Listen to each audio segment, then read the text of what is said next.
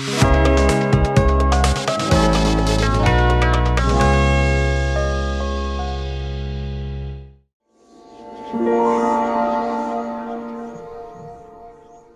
are very fortunate to have Ramdev ji Agrawal as the first speaker for Arthashastra Talks.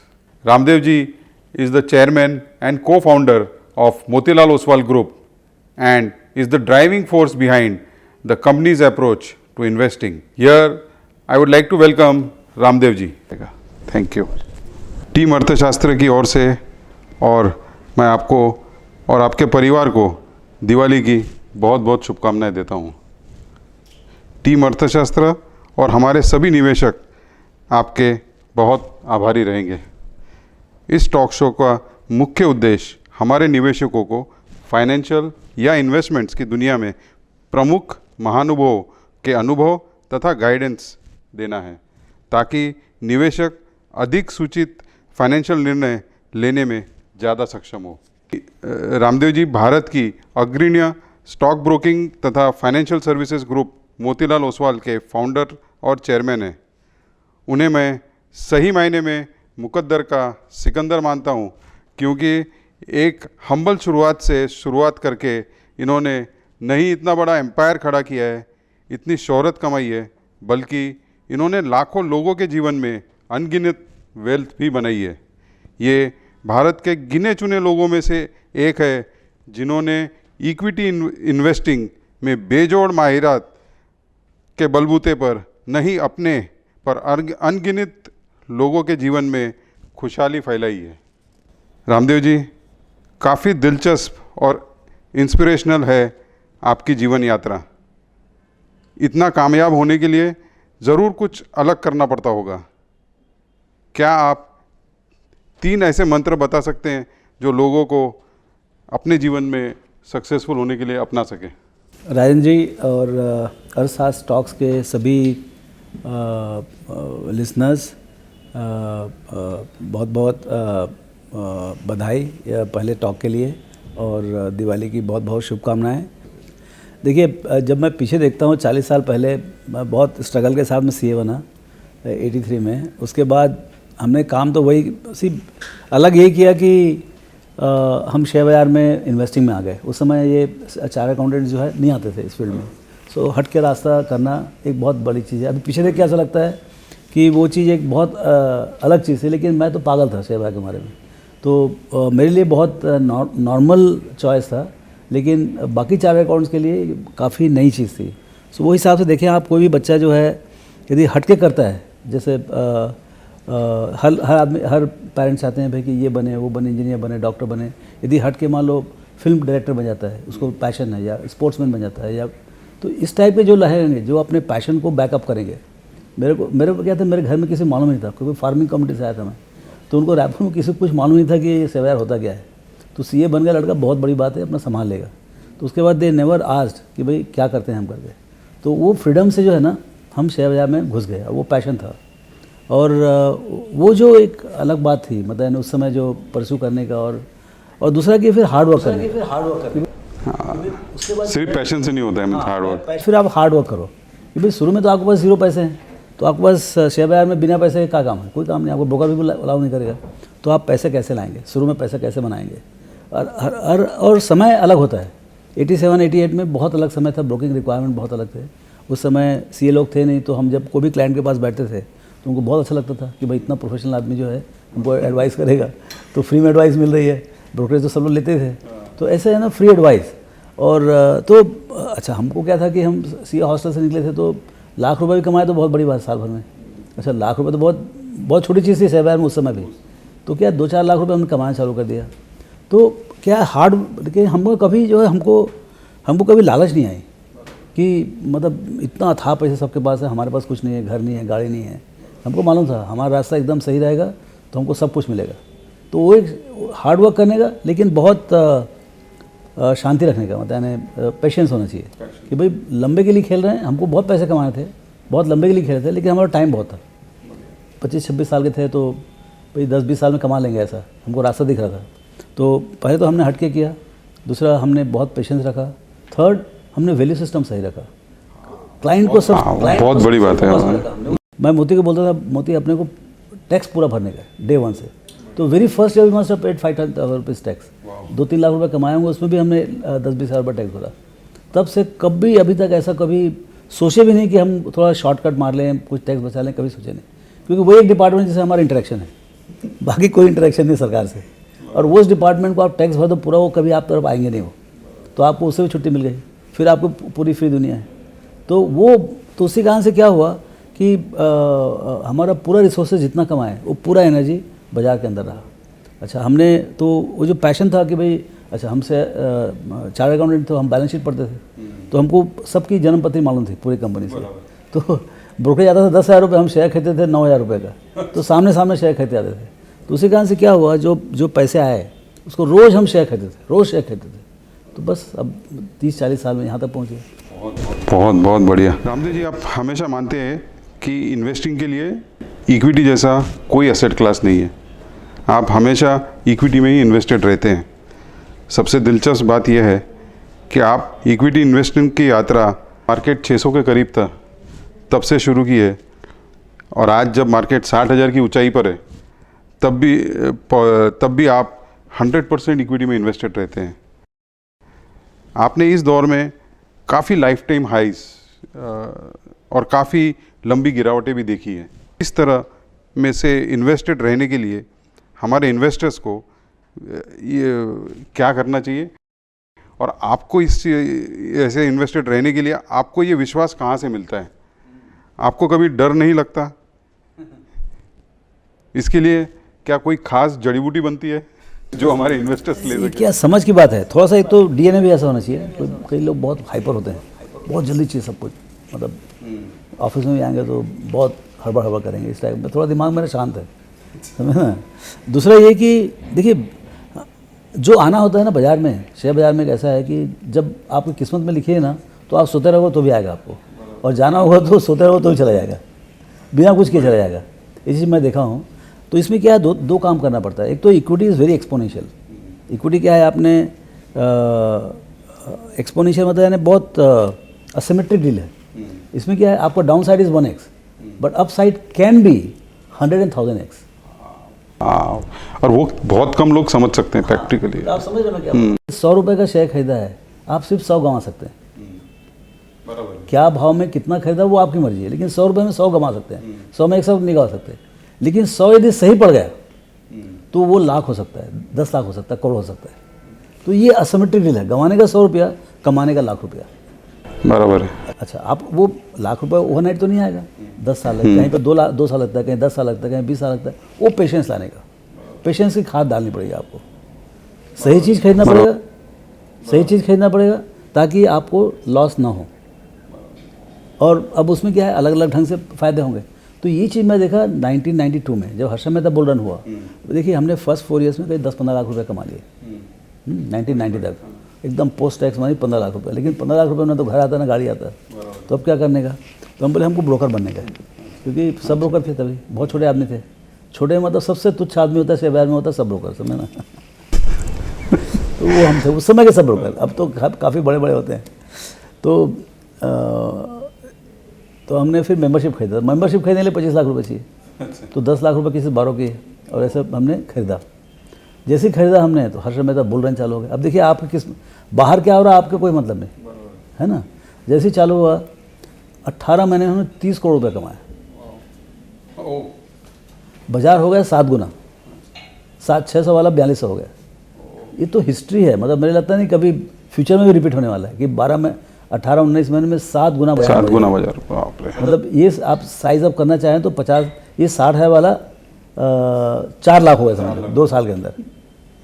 तो ऐसा ढंग से वहाँ पर बाजार एक्सपांड हो गया, पूरी दुनिया बाजार के अंदर घुस गई, और हम लोग बहुत पैसे कमाए। लेकिन सट्टा कभी नहीं किया हमने, वो बहुत बड़ी बात है। सट्टा कभी नहीं किया। वो 30 करोड़ वाला गिर के 10 करोड़ हो गया, लेकिन फिर भी 10 करोड़ बहुत पैसा होता है। 92 में 10 करोड़ रुपये, जो 2 लाख रुपए वाला बंदे थे उनको 10 करोड़ रुपये आ गया। हम बोले अब कोई नहीं भगा सकता हम लोग करके। फिर उसके बाद जो है हमने रिसर्च चालू किया, बिल्डअप किया, और सीख। तभी तक हमको कुछ नहीं आता था, एक्चुअली कुछ नहीं आता था। वॉरेन बफेट साहब के बारे में जानकारी मिली 94 में। तो 94 में जैसी जानकारी मिली, तब समझ में आया कि भाई हमको कुछ नहीं आता है। सिर्फ हम एक क्या बोलते हैं वो पैशन था, लेकिन जानकारी बहुत कम थी, मतलब नॉलेज नहीं था, ठीक है ना। तो वो नॉलेज हमको मिलना चालू हुआ वॉरेन बफेट साहब के पुस्तक पढ़ने के बाद। फिर वो बुद्धत्व की प्राप्ति हुई। फिर उसके बाद समझ में आया कि भाई कोई जगह है तो स्टॉक मार्केट ही है और इक्विटी है, जहाँ पर रूल नंबर 1 बफेट साहब का इज़ डोंट लूज मनी, मतलब आप ऐसे भाव में खरीदें कि आप पैसे नहीं कमा सकते। Rule number 2 don't forget rule number 1। बहुत बड़ी आपने कर लिया, आपको ये समझ में आया कि भाई ये 100 का चीज़ है, मैं 80 में खरीद रहा हूँ, 70 में खरीद रहा हूँ, आप खरीद के चुप बैठे रहो, आपका नंबर आएगा ही आएगा। वही माहिरत चाहिए, वही। इसी क्वेश्चन को थोड़ा और आगे बढ़ाते हुए, इन लोगों को लग रहा है मार्केट 60,000 हो गया है और हमारे इन्वेस्टर्स की रेगुलरली हमारी जो बातचीत होती है कि अब इससे आगे क्या लोगों ने आज भी 60,000 के इंडेक्स में मार्केट में पैसा लगाना चाहिए, मीन्स ये इन्वेस्टर्स का मेन क्वेरी है। भाई आपको भी देखिए, आप यदि पैसा, एक तो यदि 2 तरह का इन्वेस्टर है, एक इन्वेस्टर जो ऑलरेडी बाजार में है तो उनको सब मालूम है, उनको कुछ अंतर नहीं पड़ता, वो हमसे वो क्वेश्चन नहीं पूछ रहे हैं क्योंकि वो इतना कमाए हैं कि उनको मालूम है कि every time is good time to invest. लेकिन जो फर्स्ट टाइम इन्वेस्टर, बहुत ज़्यादा फर्स्ट टाइम इन्वेस्टर आ रहे हैं और आपके ब्लॉग बहुत लोग देखेंगे, वो फर्स्ट टाइम इन्वेस्टर, उनके लिए क्या है, ये ट्यूशन फीस है, समझ। वो खरीदेंगे, बाजार गिरेगा, पक्का गिरेगा, और you should be ready for 20-30% decline. हाँ, तो आप एकदम से, जैसे मतलब आपको 10 लाख रुपए इन्वेस्ट करना है तो आप 10 लाख रुपए आज के आज इन्वेस्ट ना करें, थोड़ा इन्वेस्ट करें, थोड़ा जैसे नदी में पार कर रहे हैं ना, ऐसा थोड़ा सोच के जाएंगे, समझे ना, क्योंकि कहीं कहीं गड्ढा होगा, वो खींचेगा आपको, समझे ना। तो आप पूरे बहाव में बह ना जाए, बाजार में बचना बहुत ज़रूरी है, समझे ना, और लॉस कम करना जरूरी है। इस टाइप के मार्केट्स में थोड़ा एंट्री डिफिकल्ट होता है, लेकिन फिर भी एंट्री करना चाहिए, क्योंकि आप एंट्री यदि सालों साल के लिए कर रहे हैं, मत आए यहाँ, समझे ना, मत आए, ये इधर फंस जाओगे आप, जब it is not worth the effort. ये बाजार डिप्रेस मार्केट नहीं है, यहाँ पर रिटर्न की गारंटी है, लेकिन एकदम इमीडिएट बहुत लार्ज रिटर्न की शॉर्ट टर्म में नहीं है, शॉर्ट टर्म में लॉस हो सकता है। बट ये बाजार कभी भी सीधे लाइन में नहीं जाता है। मैं जब पहला शेयर खरीदा 1980 में तो 100 का इंडेक्स था, आज 60,000 है, तो मैंने 600 गुना बाजार को देखा है। तो मेरे लिए क्या मंदी, बोलिए आप। नहीं, वही है, मीन्स यहाँ से भी आगे यही चलेगा, 40 साल तक 15 टका चला है। तो ये मैं बोलता हूँ ना आपको अगले 5 साल में डबल हो जाएगा और अगले 5 साल में और 2 हो जाएगा। तो लाख 1.25 लाख का इंडेक्स आपको 5-6 साल में दिखेगा। वाह, 6 में दिखेगा, 7 में दिखेगा, उतना फर्क उतना ही है, हो सकता है 4 में दिखे, समझे ना। यदि मान लो किस्मत काम किया इंडिया का, सब तरह से एकदम फर्स्ट क्लास चला, तो कुछ भी हो सकता है। टू हैव फेथ कि भाई बाजार में पैसे बनेंगे यदि आप सही चीज़ खरीदोगे। सी बाजार में प्रॉब्लम क्या है, there are good stocks, there are bad stocks. Good stocks समय से बढ़ते आता है उसका कीमत, पकते आता है वो, और ख़राब स्टॉक समय से घटते आता है उसका कीमत। तो आप जो है ना, आप में ये समझ होनी चाहिए कि स्टॉक ये अच्छा है या ख़राब है। क्योंकि सोना मार्केट में क्या होता है, हर सोना बराबर होता है। यदि सोने का दाम डबल हो गया, आप कहीं से भी खरीदो, आपको भाव डबल हो जाएगा। शेयर बाजार में ऐसा नहीं है, यदि गलत चीज़ लगे तो जीरो हो जाएगा, तो जीरो वाले से बचने गए। सो उसी के लिए आजकल म्यूचुअल फंड का ट्रेंड चल रहा है, और हम लोग भी। अच्छा चीज़ ये है कि हमारे टाइम में म्यूचुअल फंड नहीं थे। अभी आपको इतना कॉम्प्लेक्स दुनिया में समझने की ज़रूरत नहीं है। आपको एडवाइजर्स हैं, आपको म्यूचुअल फंड दिला देंगे, 0.5%, 1% में आपको म्यूचुअल फंड मिलता है, आप खरीद लें, काम खत्म।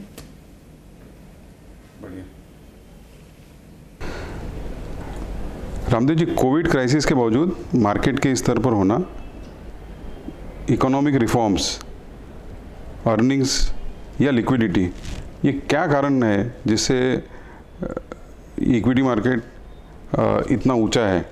कहीं ये 2008 की जैसी तो सिचुएशन नहीं है कि जब मार्केट 4,000 से सीधा 21,000 आ गया था। सेम अभी मीन्स ऑलमोस्ट 18-20 हज़ार से लेके 60,000 पे आ गया। तो कहीं वो उसी तरह का ट्रेंड नहीं है, या इस बार है तो क्यों डिफरेंट है?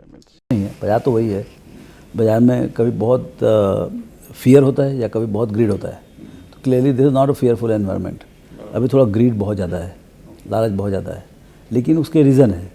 भाई अभी क्या हो रहा है, पहली बार क्या हो रहा है कि आपका 35-40 साल में पहली बार रिटेल का एक मजमा जा रहा है, पूरा रिवोल्यूशन है।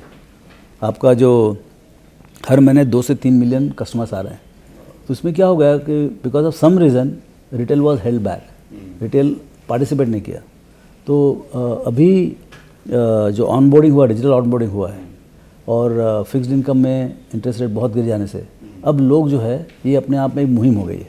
अब रिटेल जो है ना बहुत ज़ोर से आ रहा है बाज़ार में, हर महीने 20-30 लाख कस्टमर आ रहे हैं। तो ये स्ट्रक्चर अलग है, ये 2008 में नहीं हुआ था। तो हर बार कहानी अलग रहेगी।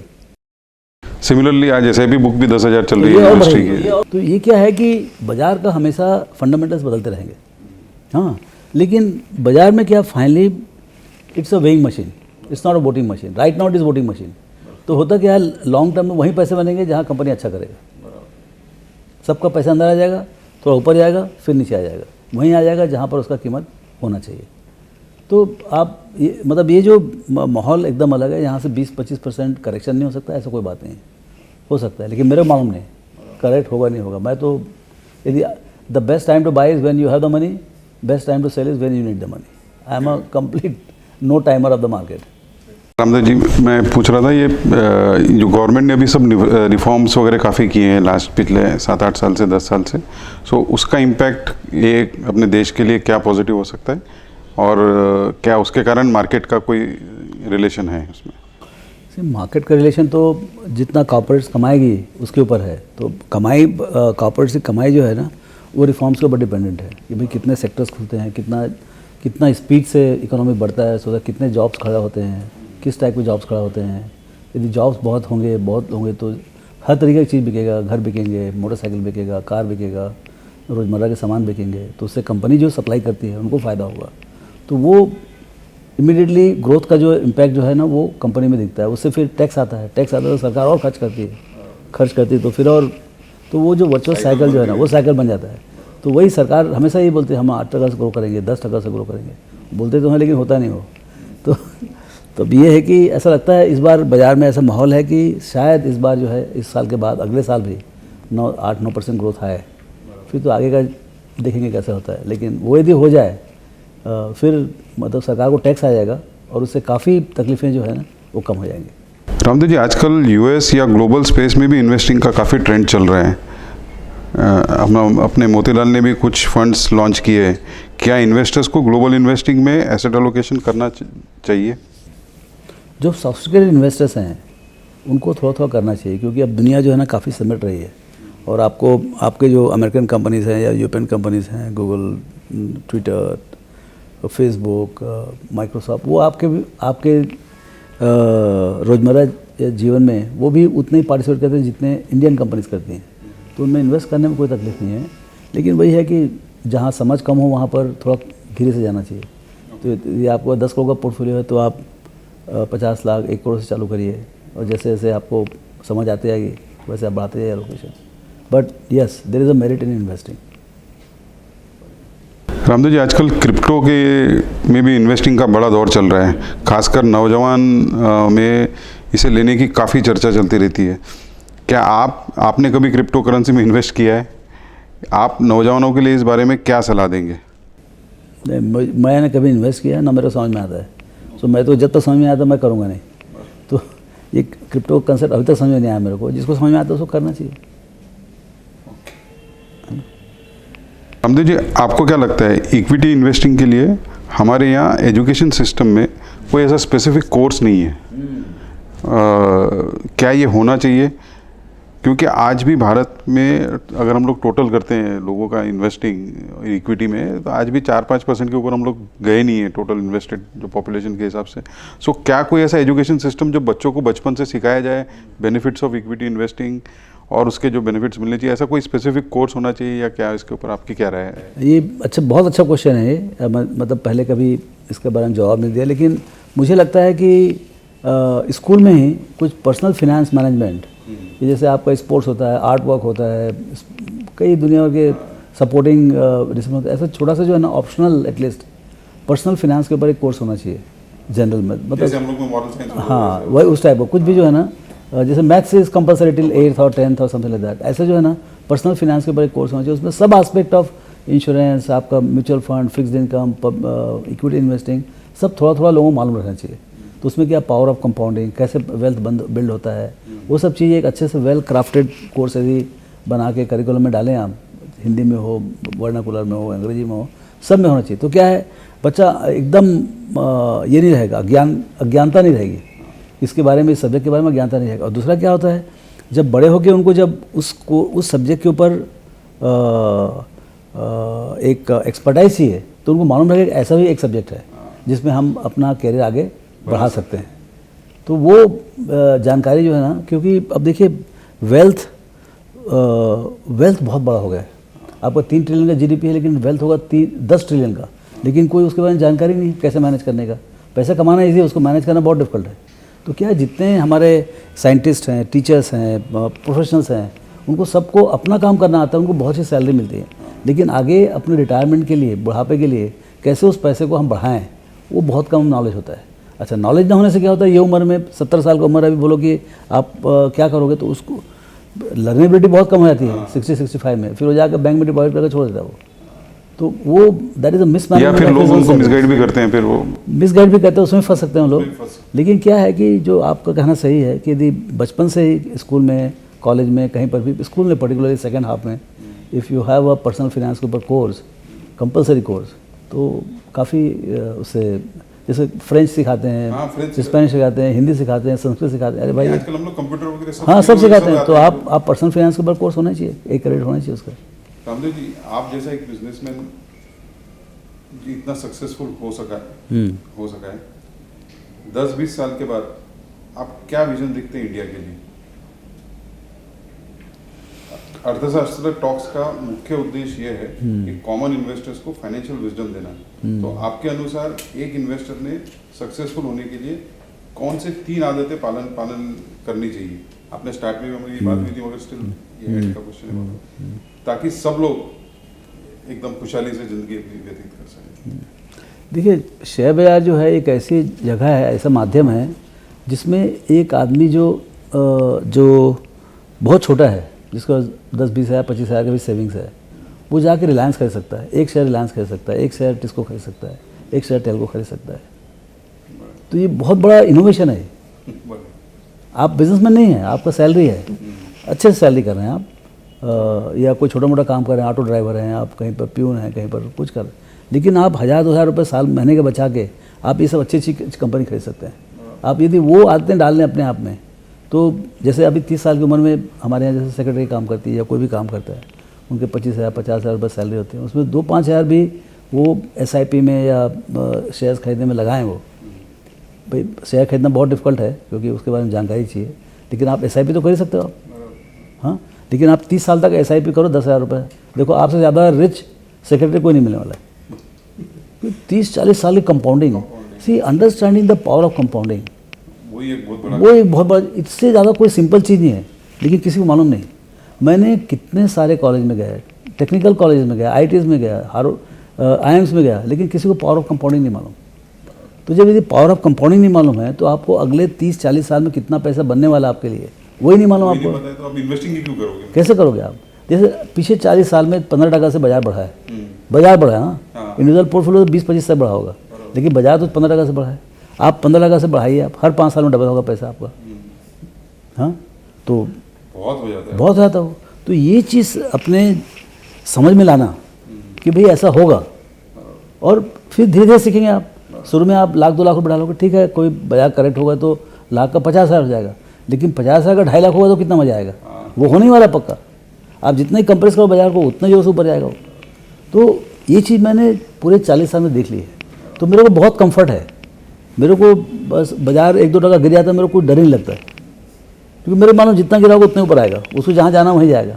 10 साल के बाद 2030 में आपका 2 लाख का इंडेक्स होगा, अब उसके पहले वो 2.5 जाएगा, फिर 1.5 आएगा, क्या रास्ता होगा मालूम नहीं, लेकिन मेरे को मालूम है ये इंडेक्स धीरे धीरे करते करते करते करते 2 लाख तक पहुँच जाएगा 10 साल के अंदर। लेकिन मेरे को 10वें साल का 100% फेथ है, लेकिन इन बिटवीन क्या हुआ, अगले महीने क्या हुआ, कितना गिरेगा मेरे नहीं मालूम, या कितना बढ़ेगा वो नहीं मालूम। वही विजन होना चाहिए, हाँ। 10 साल के बाद भी। हाँ, जैसे हम बिजनेस कर रहे हैं, see stock market is also business. जैसे हम बिजनेस चल रहे हैं, मोतीलाल ओसवाल चल रहा है, मोतीलाल ओसवाल में यदि मान लो अभी जैसे कल रिजल्ट आया, मान लो 600 करोड़ कमाई हुई इस क्वार्टर में, हो सकता है अगले क्वार्टर में 1000 करोड़ कमा लें, या अगले क्वार्टर में हो सकता है 60 करोड़ की कमाई हो, किसको मालूम है। लेकिन मेरे को मालूम है 10 साल के बाद मैं कितना कमाऊँगा, वो सेट है। रामदेव जी, लास्ट क्वेश्चन है। वॉरेन बफेट ने 13 साल की उम्र से अपनी इन्वेस्टिंग यात्रा शुरू किया था, मगर आज उनका मानना है कि उनके जीवन की सबसे बड़ी गलती यह है कि उन्होंने लेट इन्वेस्टिंग चालू की थी। आप भी इंडिया के काफ़ी बड़े इन्वेस्टर्स में से एक हैं। आपके अनुसार इन्वेस्टिंग में आपकी सबसे बड़ी गलती क्या है? गलती क्या है? ऐसी कोई गलती, ऐसे तो कोई गलती नहीं बोलूँगा, लेकिन जैसे क्या है, हम 8-10 साल तक रिग्रेट क्या है? रिग्रेट नहीं, मतलब जब से समझ में आया तब से तो मैं कर रहा हूँ। तो मैंने तो हर समय एंजॉय किया है। लेकिन क्या है, जैसे मान लो हमारे पास मतलब 100 करोड़ का संपत्ति है, 1000 करोड़ की संपत्ति है, तो could it have been 2000 या 5000? यस, भाई हम जो नहीं किए वो करते। जैसे 2003 से 2014 तक हमने कॉर्पोरेट मनी को इन्वेस्ट नहीं किया बाजार में, समझे ना, तो वो 10-11 साल का विंडो रह गया। उसी कारण से जो हम हैं भी उससे 2 से 3 गुना होते थे। लेकिन ठीक है, जो गलती किया अभी क्या करना है, अभी पीछे क्या देखने का, अभी आगे का देखो क्या कर सकते हो।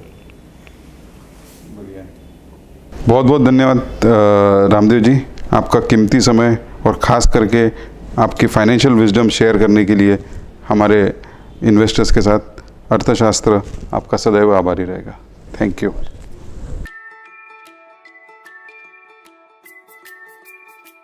Subscribe now and press the bell icon. Never miss an update.